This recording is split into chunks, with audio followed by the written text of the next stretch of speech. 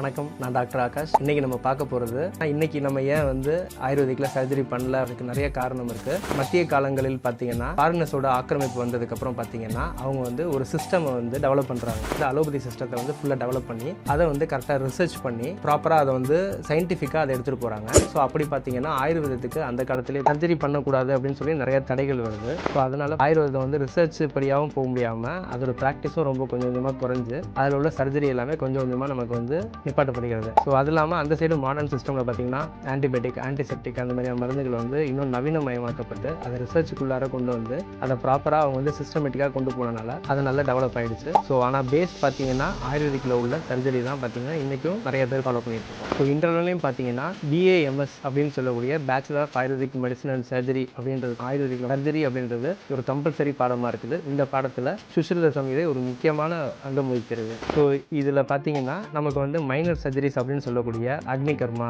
ஷாரகர்மா, ஜலுக்கவச்சனம் போன்ற major surgeries இல்லாத minor surgeries சட்ட ரீதியாக ஆயுர்வேத டாக்டர்ஸ் பண்ணுறதுக்கான லைசன்ஸ் இருக்குது. ஸோ இதனால தான் ஆயுர்வேதா தான் சர்ஜரிக்கும் மற்ற பழைய எல்லா ட்ரீட்மெண்ட்ஸுக்கும் ஒரு பேசிக்கான ஒரு விஷயத்தை கொண்டு வந்திருக்கு. இன்றைக்கும் நம்ம யூஸ் பண்ணுற அந்த bandage, dissection techniques, surgery techniques, இந்த மாதிரி நிறைய விஷயங்கள் பார்த்திங்கன்னா ஆயுர்வேதா ஒரு பெரும் பங்காற்று இருக்குது. ஆயுர்வேதான்னு மட்டும் சொல்ல முடியாது, நம்ம இந்தியனான சுஷ்ருதா ஆயுர்வேதா பார்த்திங்கன்னா இன்றும் மருத்துவ உலகத்தில் ஒரு அழிக்க முடியாத சக்தியாக வருது. அதனால தான் உலகமே சுஷ்ருதரை ஃபாதர் ஆஃப் சர்ஜரின்னு சொல்கிறோம்.